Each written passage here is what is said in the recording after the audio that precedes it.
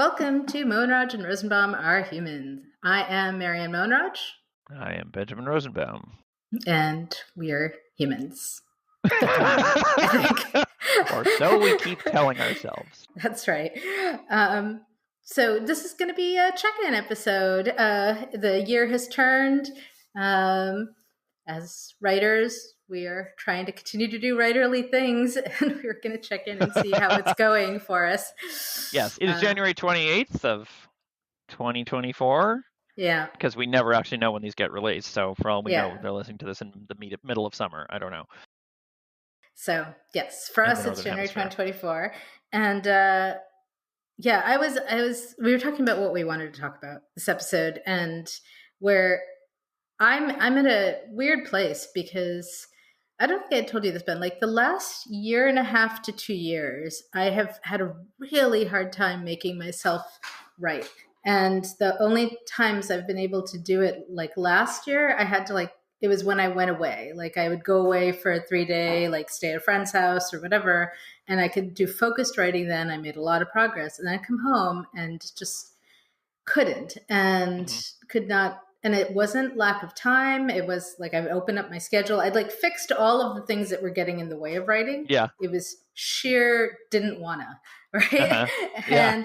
And so then I spent a while like. So you're saying I guess my question is didn't wanna in a more of an ADHD way, like squirrel, or didn't wanna like I actually am paying attention to this, but I just have no will to do it. Yeah, there was something. I never really bought into writer's block, and I still feel like it gets used as this like catch-all term for like all kinds of different things, different phenomena. But this is maybe as close as I've come, where I wasn't having a creative block, and I couldn't make myself do it. So I spent a while talking to people about why it was, and I had a chunk of time where I thought it was like fear of failure. And I think you and I talked about this some last summer when you were out teaching Clarion with me. And I don't think that's it, actually. Like I think it's discouragement. And I think it's discouragement on two fronts.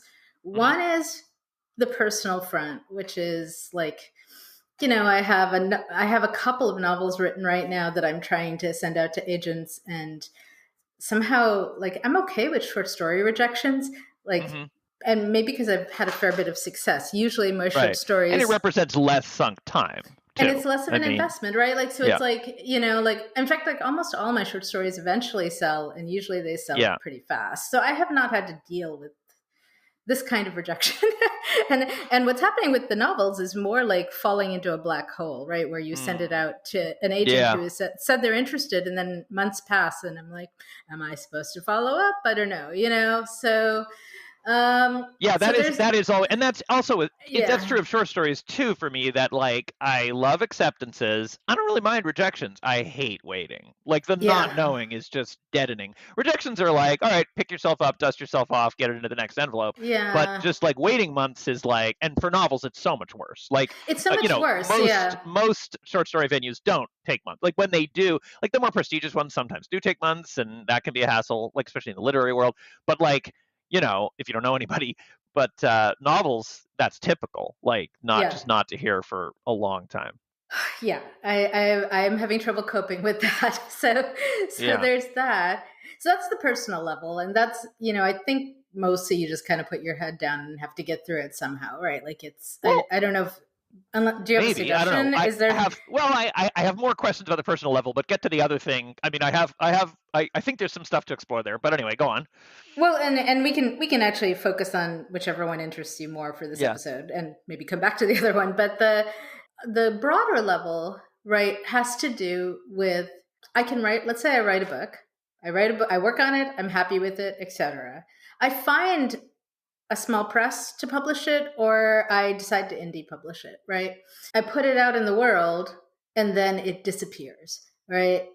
So for example, last November, I published a memoir, Tornado, which is this log I kept during cancer treatment, and also at the same time reprinted Perennial, which is a cancer-related short story romance, and they came out from a small press, so it's not indie published. And the press has done some stuff for publicity, but in terms of as far as I can tell, it's gotten no newspaper coverage, no magazine coverage, no podcast coverage. So I'm now trying to figure out what can I do to ramp up to get the book in front of people. It's not like I've gotten bad reviews. I've just gotten no reviews, right?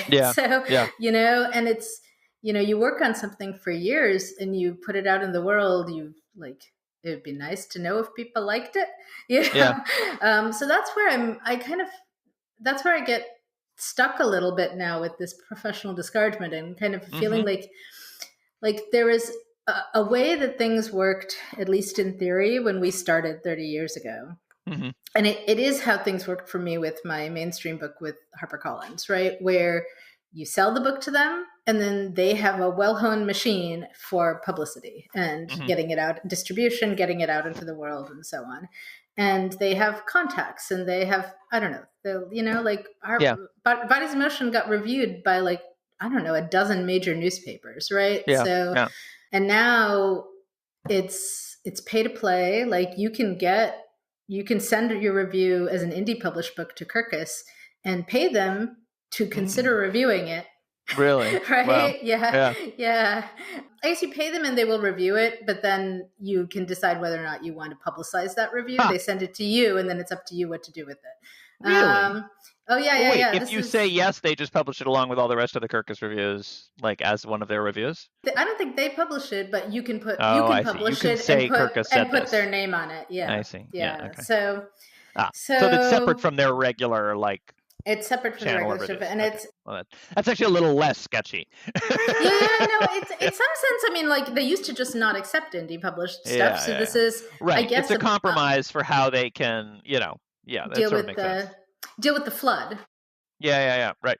Because there's no way to make a distinction otherwise between, right? They can just say we'll sign up to review all of the major venues as part of that's what we do, but there's no way for them to know where to draw the line with indies. So I guess it's like a self-selecting. If you think it's worth paying us, we will tell you our honest opinion. It's weird, but it's maybe the least weird. It's sketchy, but it's maybe the least sketchy position they could take. I'm all the alternatives. I'm not super mad at them about it, but I'm not. No, I have total compassion. But it's weird. But on the other hand, it's a big chunk of money too. It's something like $400, right? So for an indie, so for an indie, it's not like a $30 thing. It's like that's a whole different. That's a whole different. That's kind of a different ballgame because I was sort of imagining it's this is because sometimes you put a financial price on something not because you're really using it as a source of money, but just because you want not to get spammed by millions of things. So it just makes it just introduces a road bump where people won't just spam you with thousands of things. If even it costs $10, they're not going to do 10,000. But $400 is a different level of. Okay, wait, don't quote me on it. I feel like I should go look that up. And that's the number I have in my head. But it's a number where it's more like this is paying for the reviewer's time. Yeah. It's not, you're covering the reviewer's salary for as long as it took them to write the review. Whatever. Right. Which they read the book and so on. It's interesting, and anyway, but sure. I guess that's where I am. Is I kind of feel like the industry is not caught up to indie publishing in this way. And so there's a gap, right? So I was trying to explain this to a colleague of mine who's an academic writer, and she was saying, but isn't indie publishing great? There are all these voices that, just didn't get published 30 years ago, right? And she's coming from, I think she'd be fine with me saying this. She's Gayatri Reddy is one of my colleagues who works on academic work with queer people, and she does great stuff with the hijras in India and so on. And she's right. She's absolutely right. In the old days, many of these titles would have just been blocked, right? In the way that when I wanted to write a YA fantasy with a lesbian protagonist, my editor my agent at the time said, well, I don't really want to represent that because it's not going to sell in half the country. They just won't pick it up. And, if it's not a coming out story, why would you do it? So It was like a soft block, right? I guess my quibble would be like, of course it's better. It's definitely better than it was 30 years ago. But like, there's a separate, I don't know how empirically investigable, counterfactual historical question, which is how much of that better has to do with the way publishing has changed, and how much does it just have to do with better? In other words, in an alternate universe in which there hadn't been the internet, but there was the same degree of, but Glee had still been on Fox, and like we went from Will and Grace to Glee to Pose, like, or whatever. Like there'd been social progress without the, like, it might be much easier to publish those things, even though it was the traditional, like, there still would be gatekeepers, but the gatekeepers would be, now the gatekeepers would be millennials and Gen Zers, so they'd have a different set of values, right? Like, that's different from saying now it's published then filter, right? I mean, right, and to be fair, right, like even back in the day, right, there were small presses that were doing the work of publishing things the big presses wouldn't, right? Sure. And the big press is always conservative and so on. But I guess I'm just saying, how much is it that the world has changed? How much is it that the world has changed? I don't know. And the other thing about it is it's so much easier to get published. But to your point, it's so much easier to get published. But what published means has changed, right? Like, do you know what I mean? Like, it is in fact trivial to get published. You just press post. To reductio ad absurdum, it is, the press is free for all those who own one. Now everyone owns them, so it's very easy to get published. You just press post, and now you're published. Like, that's what, do you know what I mean? The distinction has fallen apart, right? But that brings other issues that is sort of what you're talking about. Well, now visibility is your problem. Right, exactly. This is really I kind of want to call this the visibility episode, because this is really the issue that I feel we haven't fixed. We have not even like come close to fixing. So, and I'm thinking about things like, Gavin Grant, did you see that they're shutting down Small Beer? Yeah, they're not publishing new stuff. I mean, I heard it actually. I didn't see it, but told me. So Gavin posted about it, and so Small Beer, for those who may not be familiar, is one of the very best of our small presses in science fiction and fantasy. They consistently publish beautiful books, thought-provoking, really interesting content, often kind of cutting edge, and they're wonderful. Pushing but they're boundaries. Authors. We just interviewed Anya De Niro, talked about that, and they published my collection of short stories, and they're So we love Small Beer, and they actually, like, Gavin was on a panel and talked about the Let 1,000 Flowers Bloom in terms of presses and so on, and that's like part of why we started Strange Horizons, right? So all credit there. He has long COVID, and he recently posted end of 2023 that they're not going to be taking on new books. And I thought his reasoning was kind of heartbreaking, right? Because it was not, he said he could still like edit books. He could still make the books, but he with long COVID and the sort of sequelae that he's been dealing with, he can't keep up with the publicity piece of it. In terms of doing publicity is a lot of being on top of emails back and forth to people, and having a schedule and doing things in a very kind of rigorous sort of way in order to, and it's just, if you don't have to say, they were amazing with publicity. Like when my collection came out, this may be partly the how the world has changed, because again, there's two factors. One is they do a great job, and the other is maybe it was easier then because this was 2008. But like, again, it was like I had a collection of weird little short stories, and it was reviewed in the Boston Globe and the LA, Times, and all over Washington Post. So like, I don't think that the world has changed. In fact, I think that still works. The mechanisms, to use a different example, with Feast of Serendib, I tried to do it the way a big publisher would do it, right? And so I asked around, found out what I should do. I need to send print copies to these 3 places, 6 months in advance, et cetera. So, and there was a schedule. You can Google, if you Google publicity schedule for books, you will get calendars of this is what you do a year in advance, 6 months in advance, blah, blah, blah, blah, blah. But it's a lot of work. It requires a certain kind of mindset. I actually find that as someone with ADHD, I'm really not well suited to this, right? It's not for someone with a squirrel brain, and it's publicity people. Good publicity people are very consistent, right? Yeah, right. And so that's where I feel like there's a gap now, because that mechanism I think still works, And big presses are probably still using it, right? Small presses, some of them do, some of them don't. And I'll admit, I've been sort of frustrated. Like, this is part of why I haven't published anyone else with my small press, because I feel like I don't want to do it unless I can do it well. Right. Sure. So give them that kind of support. And so I'm still trying to figure that out. So you're kind of saying the same thing that Gavin is, except preemptively. yeah, exactly. Well, and I've been saying I've been saying it for years, but yes, but yeah. Well, no, but I mean, but he's saying it at the end of many years of having done a top flight job of this, and you're just not starting, but for similar reasons.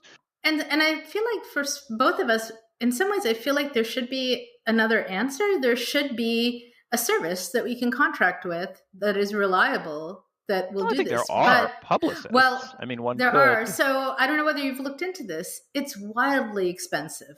It is, like a publicist, like publicists, A, they do the job of like sending things out.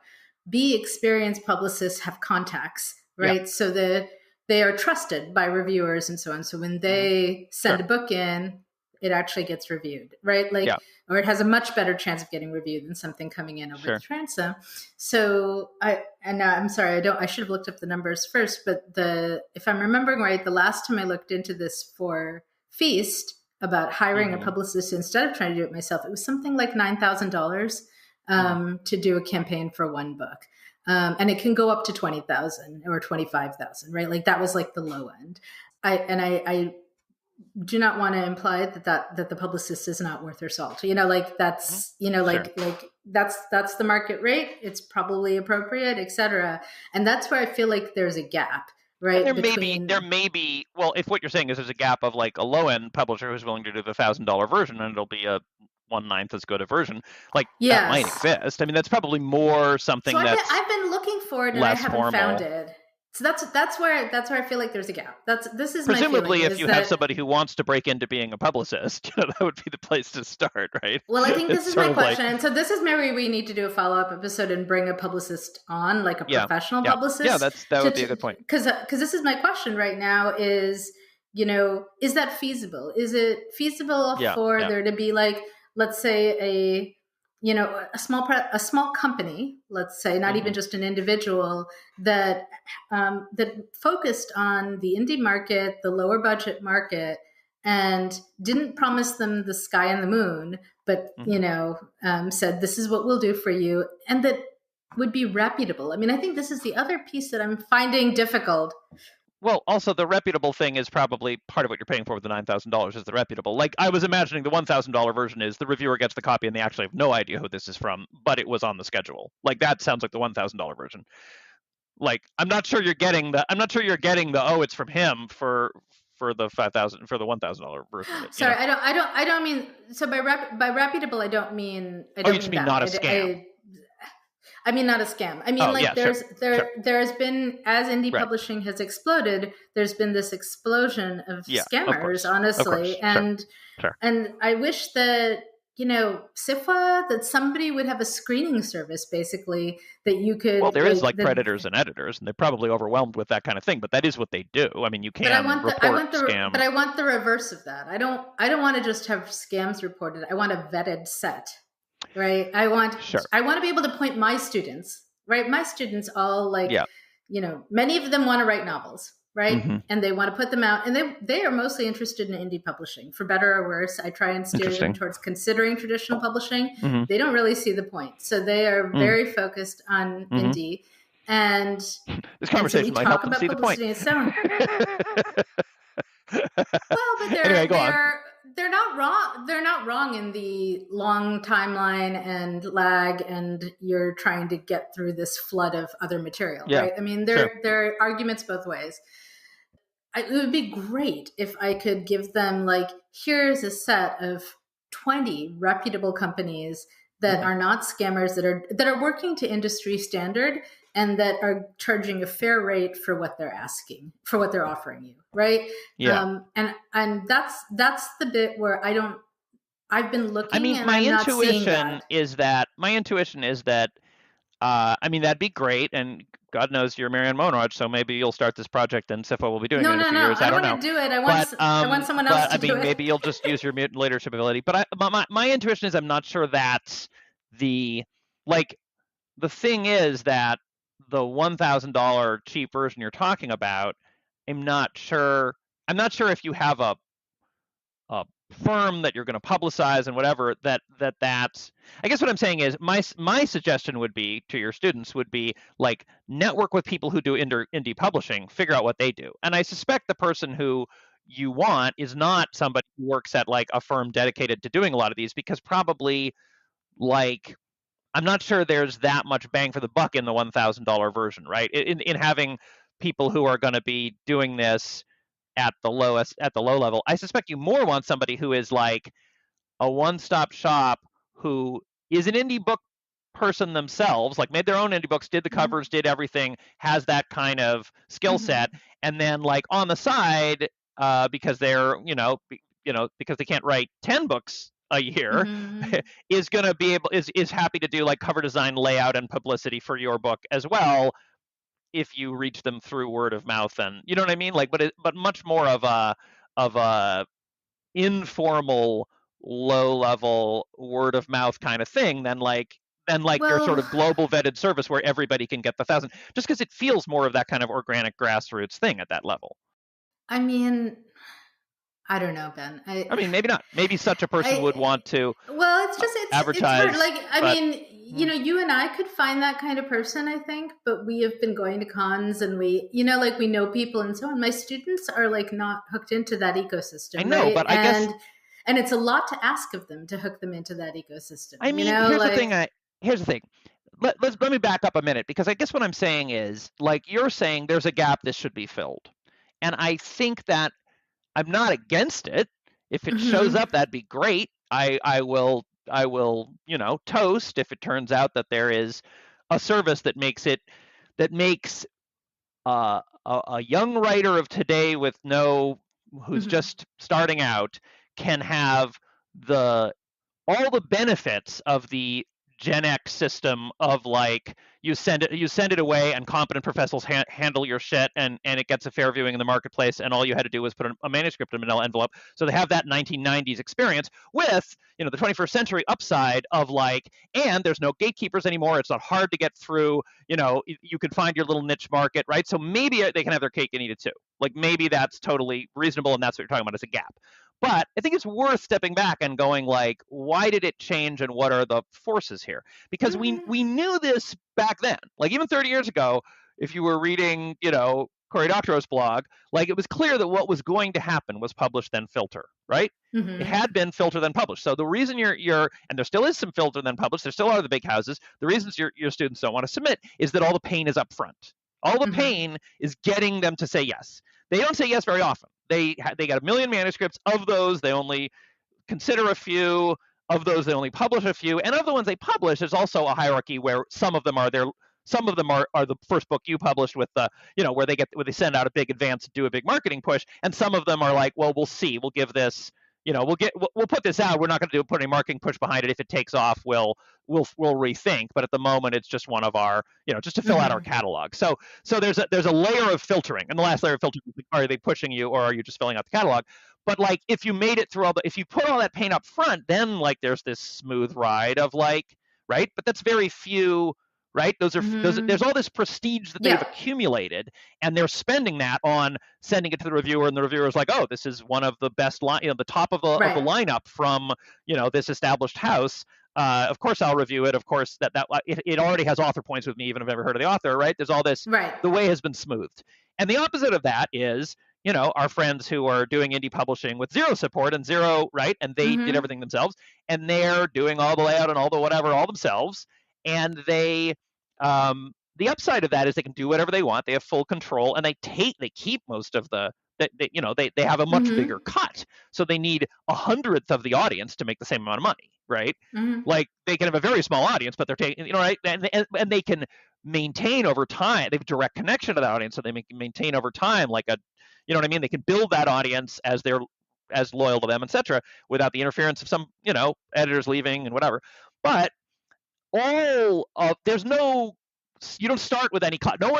No seasoned professionals are showing up to be like, let me smooth this through the process. Like it's all just shouting everybody who's trying to do that is on a level playing field, all shouting into the void, right? Right.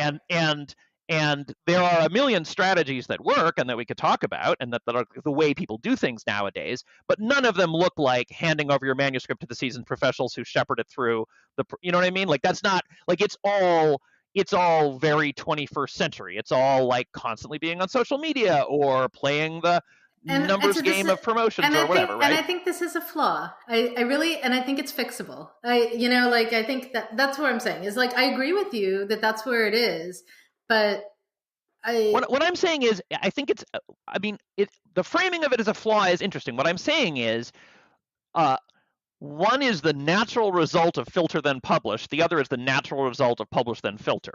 I'm not saying you can't introduce some mechanism or some cool way to try to have in cake green and two, but I'm saying it isn't surprising that if 1,000 times more people can publish, sure. it's 1,000 times harder to get noticed. I agree. Correct. It's not surprising. Okay, look. So let me explain why I think it's a flaw, right? And I think this goes to the way I think and why I started Strange Horizons, right? Yeah. Is I think structurally, and when so when I go to a Campbell panel and someone says, well, it's very hard to break in. There were only 25 slots for new writers in the last year.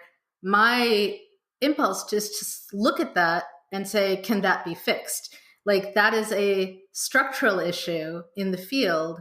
Sure. But when you say fixed, you're going to say, let's make it 100 times easier for a new writer to get published, and therefore 100 times harder for them to get nominated for the Astounding Award. That's fixed.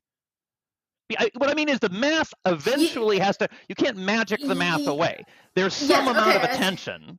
Do you know what I mean? Like, so you can move around where in the pipeline the choke point is. So let's I see what you're saying. So I would say that in that case, right, what we did was make it, I don't know if it was 100 times, but much easier we could say to 10 get times. Published because there were more market spots available. I think it's like 3 times actually, because we added 50 slots to 25, sure. Right? So, but the 3 times easier to get, right?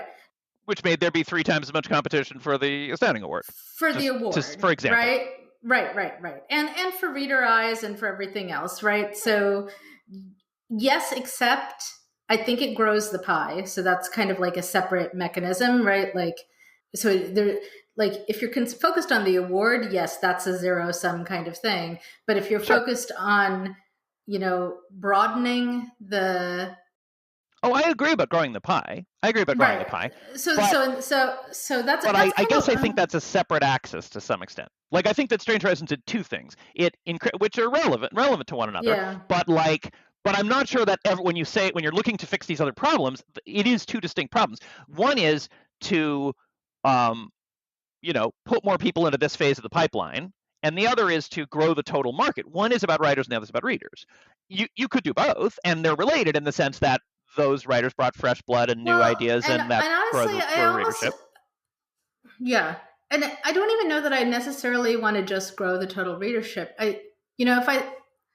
So this gets into like the AI conversation that we may be having down the road as well, right?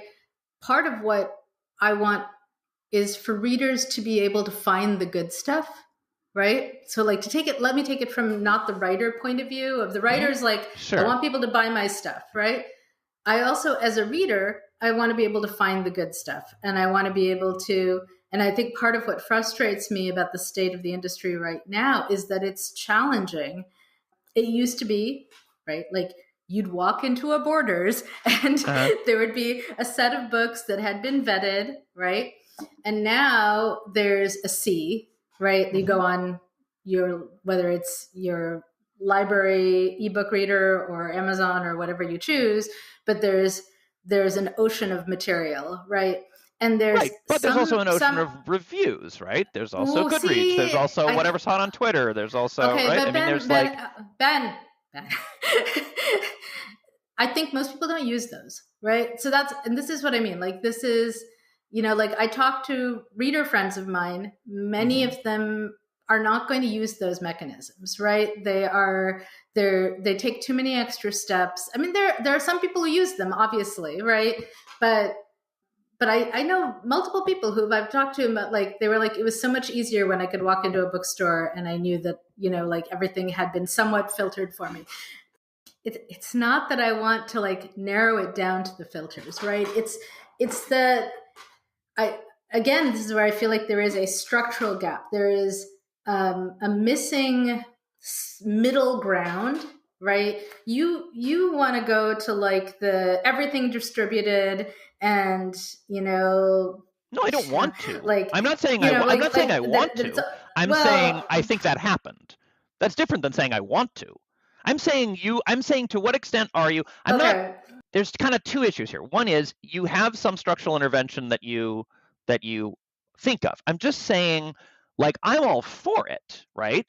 But I mean, I'm not excited about having to like tweet all the time forever. I'm like I feel much of the same disengagement that you do and sort of frustration. Like I feel like it's very weird for me as a Gen Xer, right? Having grown up in a world where I could write a thing and put it in an envelope and put a stamp on it and I was essentially done. My chances were low, but like if I won that particular, I mean, it wasn't even as much of a lottery in some sense because there was whatever, it was different. But like if you could break through the gatekeepers, it would be smooth sailing. You could be a specialist in the writing part, like, and that world is still there, but it's a much smaller piece of the pie. And like I don't love the new world. But I guess what I'm saying is I think that I'm trying to separate out what is structurally, because as your friend is saying, well, we have all these new voices now, right? I think there's two group of people you're concerned about, and I'm not sure they match up. One is your friends who were saying it was so much easier when I walk into a Borders, so they're our age, right? They're not on Book Talk, like TikTok for books. That's not how they're buying books. They're like wishing they had a Borders. And then there's your students who are Gen Zers. They're like living on the internet. Well, maybe not.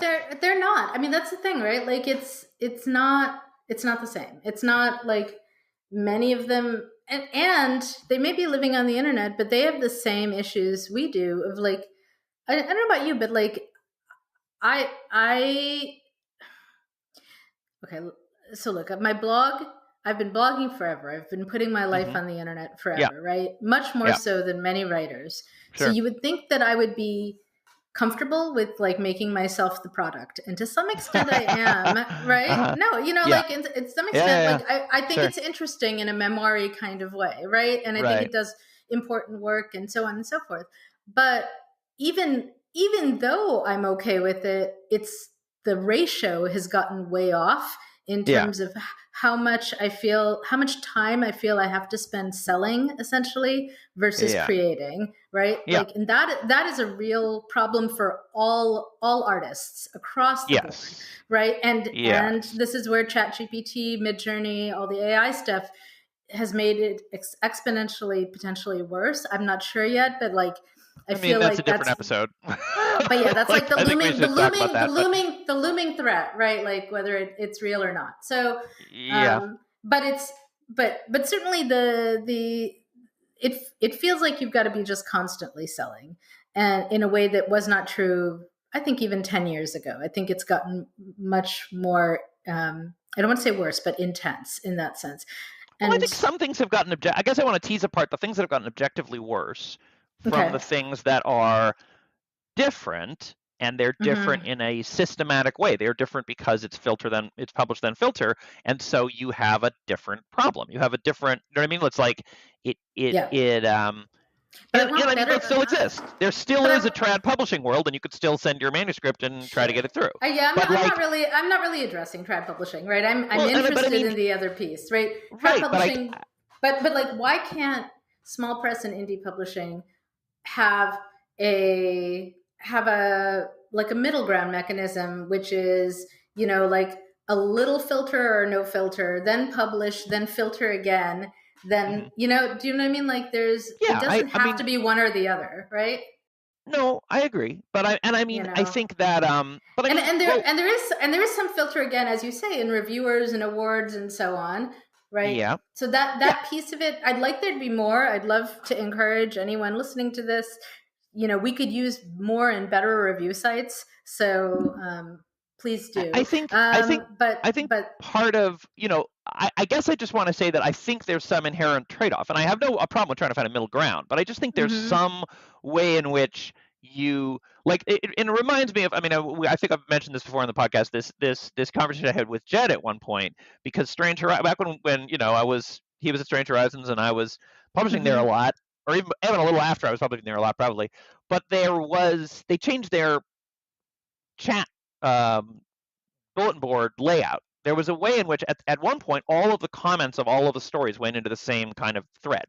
So there was just like a general global what people are saying about stories, and then it was sort of switched around and compartmentalized so each story had its own comment thread. And at the time, while there was a decent readership, the amount of people visiting the site were such that if you were going to check the comment thread before they distributed it, you could pretty much see what was going on that week and which stories were hot, which stories people were talking about. And when they switched it, you would go to a story and there might be a comment. Like the level of comments was like maybe a story would get a couple of comments, or maybe none, or maybe 5, or and people who came to look for one story when it was all aggregated would see this other story. And so it encouraged a power law distribution where people coming to look at the site were like, oh, everybody's talking about this story, I should read that one. But the thing that was striking to me was Jed, who was very steeped in the egalitarian ethos of Strange Horizons. He was like, well, that's a feature to me, that there's now not buzz aggregating around one story at the expense of other stories. Like now all our stories have the same fighting chance. And I was like, that, which is fine, depending on what your goal is or what your mission is. But from my point of view, I was like, that is related to why Strange Horizons underperforms on awards, right? Yeah, no, because Strange Horizons doesn't, because it, well, I don't know about now. I'm not talking about them now, but back in the day, it's still true. No, I think it's still true. But I don't know if I don't want to act like I'm an expert about what's going on or anything. I'm just this is an observation from a long time ago. But I'm more illustrating the general principle. It was like he wanted them all to have the same chance, but them all having the same chance means there's never like enough steam behind one of them that it becomes the Strange Horizons story this season that you've got to check out. And that kind of aggregation, but that is necessarily an inequity, right? Like you basically can't have a completely equitable result in which or equal result in which everyone gets the same outcome, and also have the possibility for some of them to break out. So right? I'm not trying to make things equitable. As I would love to, that's not my goal here. My problem right now is that there is a way to indie publish and run yourself ragged doing all the publicity work, find the people who are doing it well, learn how to do it. Like literally things like spend many hours learning how to use Facebook ads and Amazon ads effectively in a very stat-minded way is on my to-do list, because it's very clear that is effective and important to doing this, right? And I hate it. But, so that's one spot. The other spot at the other end is you hand someone $20,000 and they know what they're doing and they publicize your indie book the same way a traditional book would get publicized. Right. And you want there to be something in the middle. I want there to be something in the middle. That's all I understand. Saying, right? But here's what I'm saying. I pitched you something in the middle and you said, well, my students can't do that. They don't have gone to the cons. And what I'm saying is the pain of like your students could submit to the big publishers and then they would not have to have any contacts or connections or know anyone or do anything. No, it's not any of that. Well, wait, they would, because they'd be like putting their manuscript into a giant pool and the gatekeepers would look through it, and the few manuscripts that got to that pool after a long wait time, they would automatically inherit someone else having done all that networking and connections and learning, right? But if they don't want to do that, then an option is to start in other words, when I'm saying talk to the people who do indie publishing, find out from them, see if they know people who will. I'm saying this grassroots scut work, and you're like, well, that's not immediately, instantly accessible from a list that I can go look at on the internet. I'm saying yes, but that is possibly part of the dues paying, right? It's one option. You don't obviously you don't. No. But so look, the dues paying 30 years ago was clear, right? Everyone told you the same thing, right? Go to the cons, you meet people, you blah, blah, blah, blah, blah. I can't say that to my students now. Like, I don't think it's nearly as clear. I don't know that that's the best. I don't know that that's the best mechanism I'm not sure it's for them. exactly the same. I'm not sure it's exactly the same mechanism, but I mean, and I don't know. Look, I'm curious what you can. But here's the thing: I'm curious what you can't say to your students, because I don't think that. Here's the thing: one, I would say that the social part of the potential, because you can live in a cave, you don't have to go to any cons. You could just send things off like that. I'm not saying you can't be a recluse, because writing is actually, if you're going to be a recluse in something, writing is not completely ill-suited. Writing prose fiction is not completely ill-suited to being a recluse. But I think the social aspect of hobnobbing and learning experientially from deep connections has always been one possible avenue. And I'm not sure that that's changed that much. In fact, I think it's moved online to some extent, but not only. And I think in some ways, last thing I want to say about that, I think in some ways it's all the more important now, because in a way, I think it has become in the past 30 years actually a crucial strategy for resistance. Like mutual aid and solidarity and non-economized relations are kind of a bulwark against the natural tendency of everything to be an algorithm owned by a corporation. If you're not doing one-to-one solidarity mutual aid, you are being owned by an algorithm owned by a corporation. Those are, you know what I mean? So I will accept that as one of the middle options, right? I'd like to be able to give my students a couple of middle options and say, here's three paths that are worth pursuing. And one path is whether it's conventions or online. I feel like I'd love to do an episode about the future of cons too, because I'm deeply concerned about them at the moment. Both the little cons and the giant cons in the field, but putting that aside for the moment. So whether it's in-person conventions or literary festivals or online things or courses or whatever, yes, the one-to-one connections, gaining information from them, going to the Facebook groups where people are sharing this, all of that is good. That's one path. But I just feel like there should be, that is a big time investment, right? Yeah, sure. And not everyone has that. I'd like there to be for the people I meet a lot of moms who have written a children's book, right? And they put it out in the world and then nothing happens. And I would like to be able to say to them, they don't have time to go to cons. They've got a toddler and an infant, they're right now at this stage in their life. I want to be, and I usually tell them, well, go to SCBWI, Society for Children's Book Writers and Illustrators. They have some stuff. A lot of their stuff is kind of coming back after the pandemic, so it's not great at the moment, but it's coming. But it would be nice to just be able to say, here is a set, here is a list that the National Writers Union puts out or SIFWA puts out or whatever of this is a fair rate to pay for, and this is kind of what you'll get in return. And I just don't see that anywhere. And I don't know why nobody is doing that. Well, my intuition is that no one is doing that because it's not a good way to make a living. Honestly, my intuition is that it's much easier to do a quality job for $9,000 than nine crappy jobs for $1,000. So it's just not a niche that makes sense, unless it's this kind of grassroots. Oh, okay, I'm doing mine, so I'll do yours too. Maybe. I don't know why. I don't know why it doesn't exist. I'm just pitching that as a possibility that neither of us wants to do it, right? Neither of us would be you know what? I'm going to take $1,000. Sometimes I think, but this is Strange Horizons didn't exist only because no one had thought of doing it that way, right? It may just be that people are trying all kinds of different mechanisms. So I'm just trying to point out, I think there's a hole here that I get it. We have several ideas for filling your hole. That's one idea, is maybe somebody wants to run a well-publicized company in which they work with 50 writers at once to do an aggregate low-level publicity thing, cheap and quick, but reliable and not a scam. Yeah. Maybe. I can't think off the top of my head of anybody who wants to do that, But if there is, and they're listening to the podcast, I mean, but we do have some other alternatives, right? Yeah, throw some other alternatives my way. One alternative is get to know the people who are good at this and figure out what they do. That would be one thing I would say to your students. Another thing I would say to your students that also is on the same vibe of mutual aid and so on is, hey, you can do this as an exercise in class. Let's do it. Let's look at all the things that a publisher used to do for you.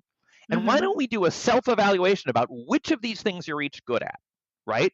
Are you good at sticking to a schedule? Like, I'm terrible at, like, you can tell them, like, I have squirrel brain and I'm terrible at this part of it. But one of you sitting in this classroom, statistically speaking, is good at that. I'm not good at cover art. One of you, or maybe I am, well, you are, but I'm not, but whatever. Like, one of you in this classroom is probably good at the cover art. Like, right? Like, what are the skills that you used to? Now, if you only want to do the writing part, you still have the option of putting your manuscript. No, I love that you want to, like, set up a co-op. No, I love it. That's awesome. But I mean, well, part of it's a co-op. One option is saying, hey, talk to each other. Like, somebody here is good at doing the Facebook ad.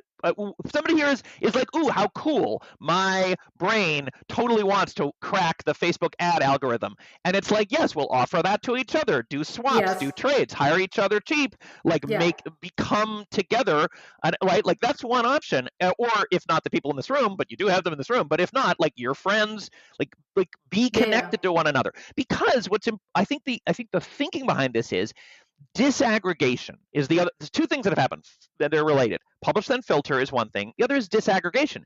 You used to send your manuscript off, and if they liked it, they could put the equivalent of the $20,000 version of into it, and they're amortizing that across all the other things they're doing, all the mid-listers that they're schlepping along, all the people who they're going to just publish without. Like, they've got all the skills in house. They're aggregating it across multiple things. They don't have to go, and you're coming to them. They don't have to go do sales and find you, right? It's like the newspaper used to have classified and comics and news, and the expensive investigative journalism was paid for by the recipes and the crossword and the right, and that and I mean, the New York Times is still doing that, but the number of prestige high-end things that can still aggregate is smaller, and everything else got disaggregated, and like everybody's just doing one thing, right? So some investigative blogger is trying on their own without any recipes and crosswords and advice columns and personals ads behind them. They're just on their own trying to put in enough investment to, like, crack some big scandal, right? And you know what I mean? Like, that's what's happened now. So the problem of the modern world is to some extent disaggregation, and I think the options that we have are like the still remaining pillars of the traditional world that are aggregated, or being a jack of all trades generalist and figuring out how to do it all yourself, or having this mutual aid sharing thing where you look laterally and horizontally for people like you who fit your missing puzzle pieces, or like something in the middle where it's like enough aggregated. You know what I mean? Like, there's various problems, but part of what's happening to your students is a fast one has been pulled on them where they've been offered a temptation, right? So much of the modern world is like these temptations that are like empty calories, right? So it's like your moms who wrote a children's book, we have a rosy-colored nostalgia for 1995. Well, in 1995, they would have sent their children's book off to the publisher and probably never heard back, like spent years sending it off, maybe you hit the jackpot. If they'd self-published it, they would have known it was a vanity project, right? They would have been like, I'm just publishing this for my kids. Obviously, nobody buys a self-published book. Now, the world is telling them, self-publish it and you can make millions, right? Literally, they have spam in their email box telling them about how self-publishing can make them millions. So they're being tempted into this thing. But in fact, what isn't in the spam is like self-publish and do all the work yourself and have all the competencies to do all the things and do it really well. And then there's still the same chance, like it's still a long shot, just as it would have been if you sent it to a big publisher and waited, right? I understand that's all of that. I think what you can tell them is like, these are all the things it takes. There's the writing part, is a small chunk of the pie. This is all the rest. You need a plan for that. The plan is either to get somebody else to do it for you or to learn how to do it. But that was always the case. It's just that it used to be that the royal road was send it to the professionals and they'll do it, right? So I agree with all of that. All I'm saying is that, like, here I am 30 years in, and for me, the middle road is very unclear. And I would like to be able to give them some clearer options, and I'd like to have them for myself, right? Like, when I go out and try and hire a publicist, I tend to get a couple of, let me like be very concrete with like what the options are is, you know, at one point I tried to hire a publicist and it was either like $10,000 or for, I think what I ended up doing was for $500, they would sell me a copy of their list that I was not to distribute further. I agreed, you know, like, right. Sure. So that's the wealth of the publicist, right? Is that well, it's a contract. I mean, you know, like it's, you know, like, so that is like their knowledge gathered over time, right? Sure. Building up this list. And that's what I ended up doing for Bodies in Motion. Sorry, for Feast. And it worked out well, right? Because I knew what I was supposed to do with that list, and I did it, you know, and I paid an assistant to do it, but you know, we wrote press releases, we sent them out, we did it on a schedule, et cetera, so on. So, but I had to kind of figure out that was even an option. Do you know what I mean? Like, you know, and I think that's the sort of thing that we could be making much clearer. So one of the things I want to do at the SLF is we used to have these publishing resources that we kind of pulled down when we did the revamp because they were so out of date. I'd like to put them back up again and have them be kept up to date by, you know, volunteer Wikipedia type whatevernesses maybe, or maybe we have staff who do it. I don't know. But you know, like we used to have How to Start a Magazine or, you know, whatever it is. Yeah. And so that's part of, I would love, if anyone's listening who wants to help us work on this project and like map out basic resources for indie publishers. I don't know where to go for this kind of thing, you know, and I'm pretty plugged in, right? And so I'm sure there are places I know about. I feel like my indie publishing friends are in a bunch of like, isn't there like the 50 books to 25, whatever. Hang on. So 20 books to 50K is a very special case. So yes, I do tell people about that, but they aren't very useful to me because they are focused They have a specific strategy. They're useful to people who are writing 4 books a year, genre fiction in a series to market, right? So that's great. Sure. If that's what you're doing, go find that group. They're going to help you. But, you know, what do I do with my cancer memoir? You know, like that's not going to be useful to me, right? And there should be somebody, there should be a place where people can go to get that information. Like, you've published this kind of book, you know, what are good options for you for now, distributing it, publicizing it, et cetera, right? And and I think the SLF can potentially do that. I mean, keeping it up to date is the real challenge. But well, I think this is a good option. This is distinct from saying, well, there's somebody I can hire from $1,000 to do the quick and dirty version, and that's just what they do all day. Like I think that would be great if it showed up, but I'm not holding my breath. The idea that it's like, well, let me give you a pointer of a fact of like, you can buy a list from somebody. Here's how you write a press release. Like that kind of educational resource, I think does make a lot of difference. And I think it does exist. We did, we did a bunch of press, which was reasonably successful for the game, for Dream Apart. You know, we got interviewed in Tablet, we got covered in a couple of places. I mean, and we did that by making a press kit. And, you know, I just Googled online, like, how you make a press kit. And you know, there's you know, like, you need, you know, a high quality digital image in this format of the cover and of your headshot, and you need your bio looks like this and whatever. Like, you know, I think those resources are out there. I think it's a great idea to have a, like, navigable, aggregated way. That's certainly a reasonable thing for the SLF to do. I also think in like courses, like where you're taking online courses, like if like would be good for somebody to do it in Clarion West Online, or if the SLF online courses or whatever, to have like not just craft stuff but business stuff, and be like, this is how you become your own publicist, right? Like, I mean, what you should do is you should have one of those publicists who you can't afford, ask them if they want to teach a class, you know, online. Yeah, no, that is clearly like the resource. No, that's like in the queue. So of like things I want to do. And I think, let me just say one last thing. I think we're mostly in agreement at this point, but the gap that I'm still finding is, and I think partly it's because of my ADHD, because I switch from topic to topic. One reason why I personally have found it challenging to build up my publicity knowledge is that it's very field specific, right? And so in science fiction, fine. I would know what to do if I were indie publishing a science fiction book, right? Mm-hmm. Children's books, completely different world. Totally. I have 2 picture books written that I've done nothing with because I'm like, I have to go immerse myself in the world to learn about it. And it's just a big time commitment, right? Like if you only write in one genre, it's fairly reasonable. You know, for the food world, that's a whole nother world. For the cancer memoir, for like the health and cancer and et cetera, that's a whole nother world.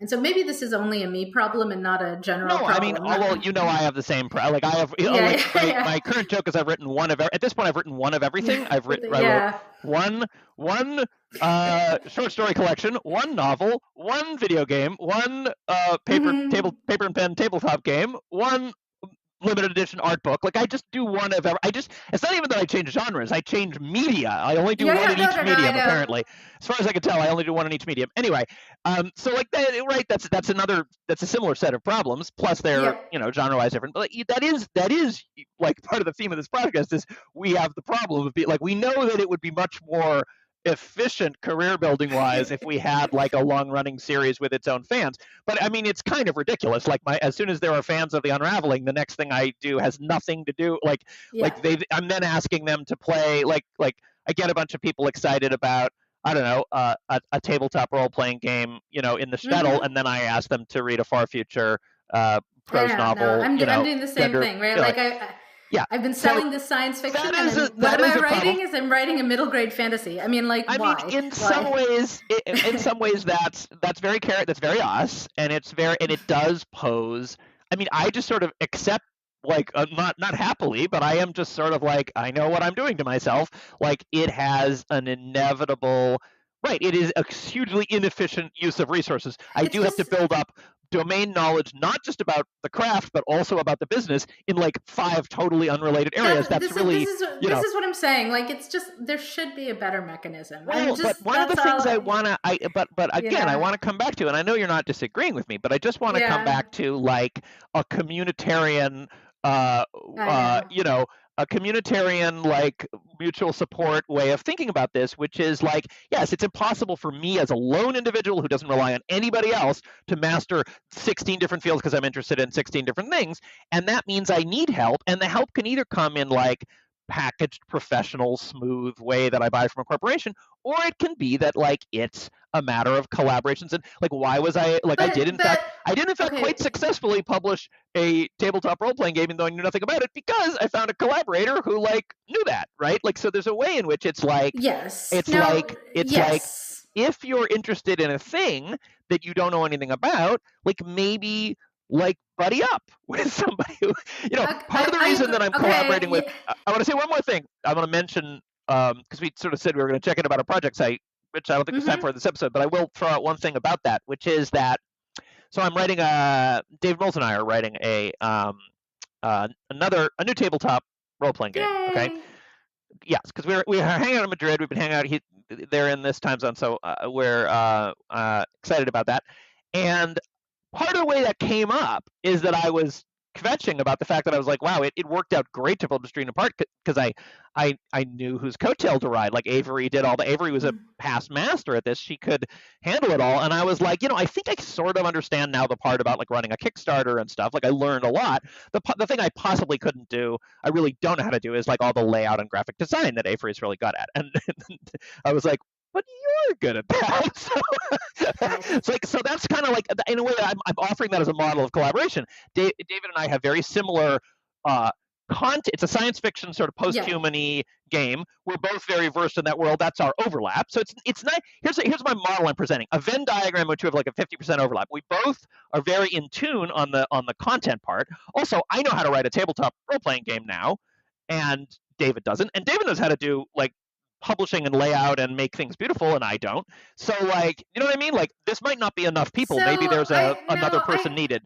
But like, that's a model of find the people who complement you, I guess is what I'm saying. I love that model. I use it a lot. I think it has 2 gaps, two challenges. Sorry. Okay.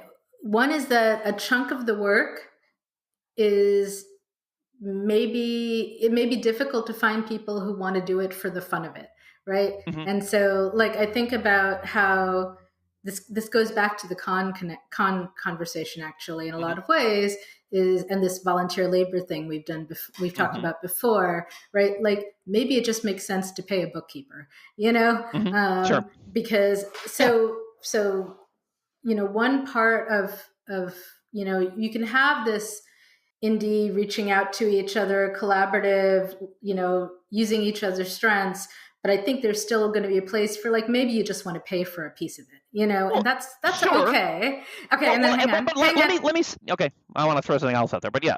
Okay. And then, so let me forget what the other thing is. Part two is time versus money, which is that, all of what you're saying sounds great in terms of like, I would obviously working with David, collaborating on a game, building it together, super fun. And the fun makes the time part worthwhile, right? Like, but that where I run into difficulty is time. I can take this much of time to write the book, to write the picture book, fine, but the amount of time it would get to be well versed in that field, I can't seem to justify it, right? Even in terms of like going and meeting the people and having the conversations, that takes time, like it's, there are only so many networks that I can maintain, I guess is what I'm saying, right? Sure. And I wish I could maintain 20 different ones. And this is where like maybe the answer is something more like, if there were, I don't know, there were some Black presses recently, like that were started in science fiction, right? Similar to that, if there could be like a Black marketing collective for science fiction, right? Where people could come, get like vetted resources, and here is a group that's kind of dedicated to supporting those voices. Because I feel like right now what you get is people see the publishing piece and they're like, oh, we should publish them, but they're not seeing the visibility piece, and that gets dropped. And so that's what I mean by a hole. Like, I think people don't realize and that's kind of what I was trying to say about the seduction before, because I think it's both true on the supply end and on the demand. Like, it's both true for authors and also for small press or whatever. That's why I think in your class the thing to do is do a pie chart of all the things it takes to get your book read, not just to write a book, and get it quote unquote published. Like, we think of publishing as being like, I uploaded it, you know what I mean? That is like just where publishing begins. A traditional old school publisher, high-end publisher, did a hell of a lot more to get it out there, and that is the visibility is the crucial piece here. I think we totally agree about that. Like, of course, sometimes you would like to just hand people money and get them to do a thing. I mean, that's like it depends on whether you have more money than time, or where more time than money. People are on a different place on that spectrum, whatever. But like, and also time is breaks down here into different kinds of time, because there's like, beating your head against learning it yourself is one thing. The energy of maintaining social networks is another thing. Those are two different kinds of expenditures of resources, right? Of social resources. What you might not need to understand it. You might just need to bring somebody brownies, right? Like, just to remind everybody that Ben and I are very extroverted, and like that. I'm saying that's an expenditure, so right? Like, that you might want to might be overwhelming for somebody, sure, right? But I just want to point to the fact that like, only for a small subset of people hear that by handing out money everything will be solved for them. Oh, that's a relief. Money, I have lots of that. Like, that's not right. Like, you might be like, well, let me solve it with money. But even if we could solve it with, if solving it with money is an option, like a viable option, then like I could work on a grant for the SLF, right? Like, but I wouldn't know where to direct that grant right now. Right. Well, I mean, yes. Well, and that's so we I mean, it's easy. You could work on a grant. Well, so one obvious option is you could work on a grant that is very selective. You only give out fewer of the grant, but it's $9,000, so they can pay for the 9,000 option. So instead of 1,000 grants, you go one. You could do that. I only have $1,000 usually to work with, but okay, go on. Okay, well, every 9 years you could do the 9,000 option, whatever. But you know what I'm saying? Like, it's like we already talked about how we would love for there to be the cheap, commercial, reliable is great. I agree that that's a empty spot. I don't know if it's a realizable thing, because I don't know about the business structures, and I maybe we can get someone on who's like, yes, that's a great idea. Maybe they just haven't thought of it. Maybe they'll hear the podcast and they'll do it. Or maybe they'd come on and be like, this is why that's a bad idea for business reasons. It doesn't scale linearly. It's so much easier to do one book for $9,000. Or it may exist and I don't know about it, which is entirely possible. Or it may exist and somebody will tell us about it. Anyway, when you said like, I do want to get back to this mutual aid piece and the collaboration piece and the like offering the thing because you did make it sound like they're doing it for free. I think that's I think there's like at a minimum we could break this down into love, money, or equity. Like it's not like I'm saying, David Moles, why don't you lay out my thing for free? It's like I'm saying, would you like 50% ownership of this thing? Right? Like when I say find a buddy, I don't mean find a buddy you can exploit. I mean find a buddy and find out what makes sense. Maybe they help with your project, you help with their project. Net win, since each of you does the thing that you're better at than for them. You know what I mean? Like instead of you doing both the thing you're good at and the thing you're bad at, you do two of the thing you're good at and you both have a much better product. That's an option. Or you're like, let's own this together. Let's build a small team. Like that's often how small things get made. If you were doing if you were writing an indie computer game, you probably wouldn't be like, I will program it and do the art and do the story and do the marketing, right? Like you'd probably find 5 people, right? And have them each own a piece of it, right? Like anyway. That's all fine. It's just, I think I was sort of, and this is maybe my bias, is that in my experience, it's hard to find people who will do the finance pieces of it without getting paid. Right. So like the bookkeeping, the taxes, that sort of stuff. Well, I mean, but they may be willing to do it for a share of the profits. I mean, bookkeeping and taxes is a little bit different than what we're talking about because that's sort of different from the conversation of like promotion and visibility. Well, but it's similar like to the business management. The Facebook. Like, yes, I think you probably need to hire a bookkeeper once you have a. But the Facebook algorithm stuff is math. Yeah, like the math. Well, I don't know for that and for Amazon. I keep bouncing off of it. I read things and try to learn it. But those feel like very different categories. But those are very different categories. People who find bookkeeping fun versus people who find math fun, those are very different categories. Like literally, like I don't know a lot of people who find bookkeeping fun. I can think of a zillion people who find math fun, including like 5 or 6 that you dated.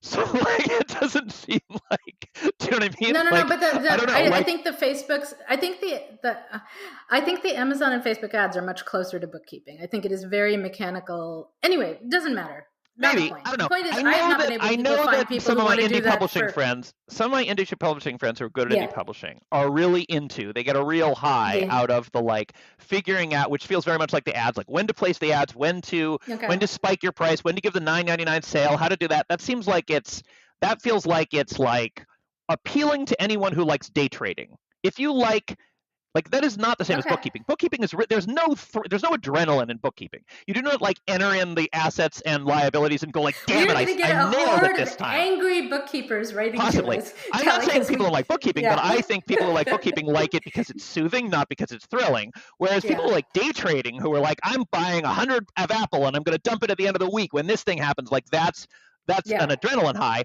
I think that the people I know who do the sale, like the 1 day sale, and then we hit the algorithm, and then if we can get 50 reviews, then we get into this bucket, and like people do that, they're doing it like day trading. Like I'm saying, I think there are people who like that, who like that kind of thing. But I'm not saying that they, again, it's a if you just want somebody to specifically do that and have a super smooth thing so that you come to them and they do all the lifting in the sense that they're like, this is our package, this is what we offer, this is what we do, we don't do, this is what you can expect, this is what you can't expect, then you are talking about like a commercial transaction with someone who that's their thing and that's all they do and they're specialists. And we know you can get that for $9,000 and you currently can't get it for $1,000 and we know that's a gap and we don't know why. And my suspicion is it won't pay for itself.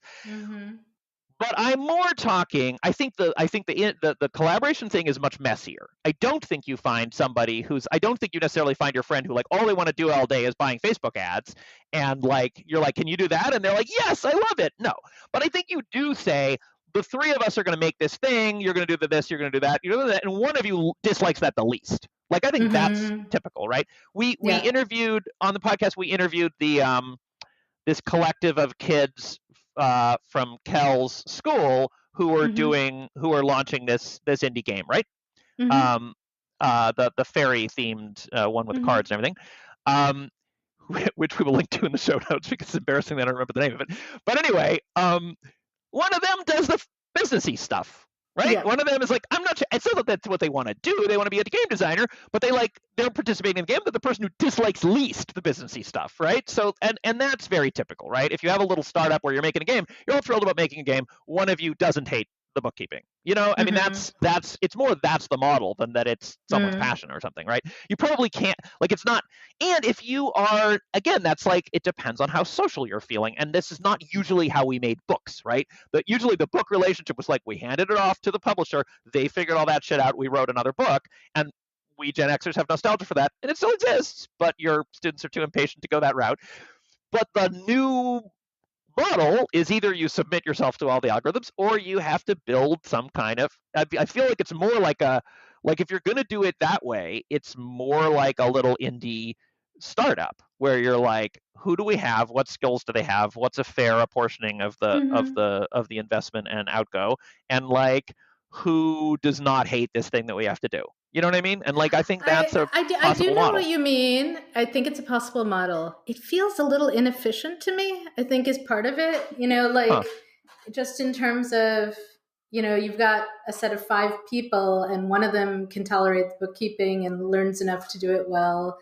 Maybe you're lucky enough to have someone who's excited by the Facebook algorithms, but I would say odds are in a set of 5, you probably aren't going to, because I've met very few people who are excited about the Facebook algorithms. So, so someone else tolerates that. And I don't know, sometimes there are things that are a skill set that you need that it's, sure. I don't know. Maybe I'm just old fashioned. It just seems simpler to pay for someone to do it sometimes, I mean, it is simpler. I mean, nothing, I mean, I'm not saying it's not sometimes a good option. I'm just saying it's worth saying what are the options here. No, agreed. Trade, collaborate, purchase, right? Those are, and it's going to be different depending on what it is. I just don't want people to be left with sort of oh, I wish this service was available, but it's not, so I'm screwed. I'm kind of well, you can learn to do it yourself, or you can find somebody who hates it less than you do, and possibly you want to try it yourself first because you might like it. And if you don't like it, maybe you find somebody who does like it, who you want to work with for other reasons in general. And if not, maybe you have to purchase it if you can figure that out. You know what I mean? But I mean, yeah, I'm not saying don't make the purchase option more accessible. It would be great if there was a curated list of whatever. I'm just saying I feel like that's not the only option. I think there's a range of how you get it done. I guess I think where I'm coming from, and maybe we should start wrapping this up, is that I feel like I've spent many years trying to do the other ones and they have not worked out for me. And so I am just... Which other ones? The learn it yourself or find a collaborator? Learn it myself or collaborate. Yeah. Either I've tried, right? And so I'd like to just pay someone.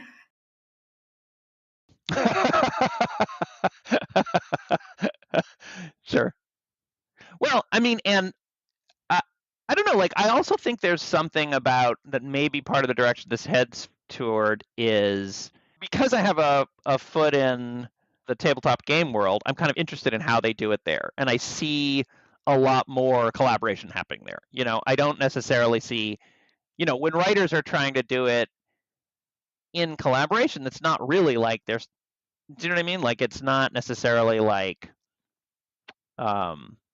that they start a company with 2 or 3 people and, you know what I mean?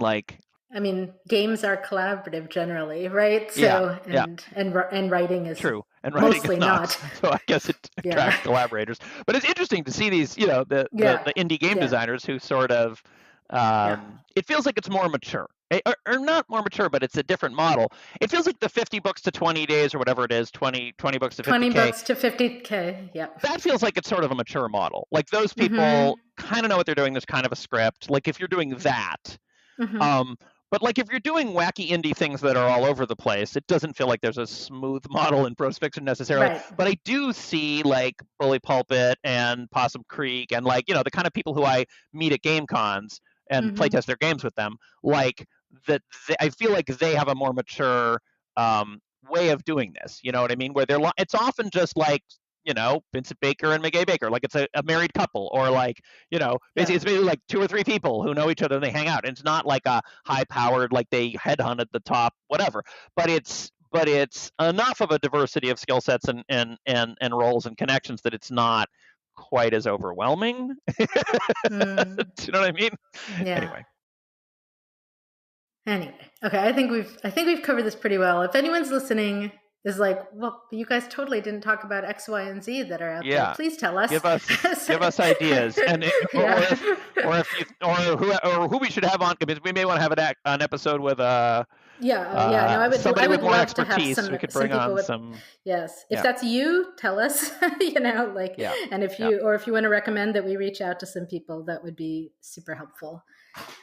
So I have like 5 minutes left before I got to go to work, but what do you want to, is there anything you want to wrap things up with that I cut you off that you didn't get to say? No, I think that's good on promotion. I mean, I think that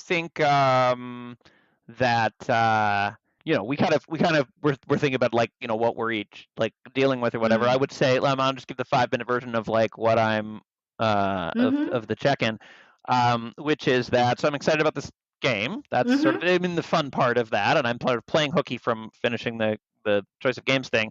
I mean, only occasionally playing hooky. I have 80% working on the choice of games thing and 20% stealing away to work on this tabletop role play game. And that the choice of game thing is like over 450,000 words now. It's like 4.5 the unravelings at this point in terms of number of words. It's ridiculous, and I don't know, like I'm closing in on it. Like it's the running joke of like every year I like there was 10 years where every year I would finish the unraveling. So now we're in the like every year I finish, because last year by WisCon I had like, I thought I was done with this game, and now I expect if I'm lucky it'll be, 1 year later I'll be turning it in again. So it's basically like a year, mostly on the last chapter and an epilogue. Like it's pretty gargantuan. Which I think is both like, so that's kind of funny psychologically. It's both like sort of, on the one hand, kind of feels like a failure, because I kind of was like, this will be a quick project. I'll like write fast because it's a game, whatever. I do write fast. It just turns out like I wrote 450,000 words in only a few years. It just turns out it's not very fast because I write a lot, because it needs a lot more words, because I make everything complicated. So in a way, it feels like, I can't do anything that's not over the top and overly complicated. But on the other hand, it sort of feels like, it also kind of feels like a success in a way. It's like, I really like it, and it feels like, well, I'm not sure this is the last time I'm going to attempt to break through this pattern of doing everything complicatedly, but it does feel a little like, okay, I learned this about myself, that like, I began making this lush thing, and then I kind of got panicked about time and tried to wrap it up quickly, and that did not work, And so it's like, well, I know this about myself, that like if I'm making an ornate, beautiful thing, I just got to finish making the ornate, beautiful thing. You know what I mean? So in that way, it's the self-knowledge is good. But yeah, other than that, I'm plugging away at it. We went to Madrid for a week, so all my numbers on my spreadsheet fell down, and I was a little frustrated. I got behind a list, and and I had COVID, and then I had post-COVID fatigue for like a couple of months, which screwed up my motivation system because I fell down on all the other categories on the list, so I couldn't like bribe myself with computer games, because that's how it works. So now I'm like crawled back to like, I'm like back, everything's almost in the green now, so I'm so my productivity willpower prosthesis is like back in shape. So what's helped me, I'm finally able to write at home again, and I decided I really needed to try having a writing buddy, and so I posted on Facebook, and I was like, does anyone want to write with me at 7:00 every morning? And a former student of mine, friend, said yes. And we were initially like, are we going to meet on Zoom? And we're actually just doing as a Facebook messaging check-in of I'm awake, I'm getting my tea. Right. And then we check in, and then we check in again, like as we're stopping, or, which is often I'm only writing for 20 to 30 minutes. But that's 500 words, and it's starting to add up. So, and it's been pretty consistent for a couple of weeks. So knock on wood, this may actually work well for me. I mean, I'm hoping to extend the time, but during the semester, just, it's still a win. It's a win to like be able to like write consistently at home. So we'll see we'll see where it goes from here. So, and it's middle grade fantasy, which is new for me. So there's always like, the shock of the new. The shock of the new is always enticing, which we seem to both be addicted to. Oh my God! My daughter asked me last night. I was making candles, right? Because I have this entirely separate crafting business, and she and I was like, came downstairs to unmold a candle and pour the next one, and she was like, "So of all the crafty things you do, which one do you like best?" And I was like, "I do not know how to answer that question. I like switching. I like switching between them." Whatever, and eventually, the one I haven't done yet. That's the question. Right. And then eventually, I was like, "Well, I guess gardening." And she was like, "If I had to pick one, that's the one I'd pick." And she's like, "Is that a craft?" And I'm like, well, sort of, gardening is like writing. It's like infinitely deep, right? Like it can, it's the most diverse one. It's the one that involves the most different activities. So that's right. That's why you picked it. And I'm never going to be able to learn everything in it. And it's great. So anyway, we like the bottomless. I know. Yeah. Somehow it's the challenge, right? So, all right. Thanks, everybody. And this has been Mohan Raj and Rosenbaum, our humans. And Rosenraj. That's right. Our humans. So, still hanging on. Yes. Maybe we should write an essay about this, a collaborative essay. I wonder if The Atlantic would carry it. See that. Okay. Well, you do the selling to the Atlantic. That's I have a contact. I have a contact at the Atlantic. See, my model works. I'm in. I'm in. So, I'll just do the. Right. We have to actually write the thing. So, all right. Thanks, guys. Bye. Bye.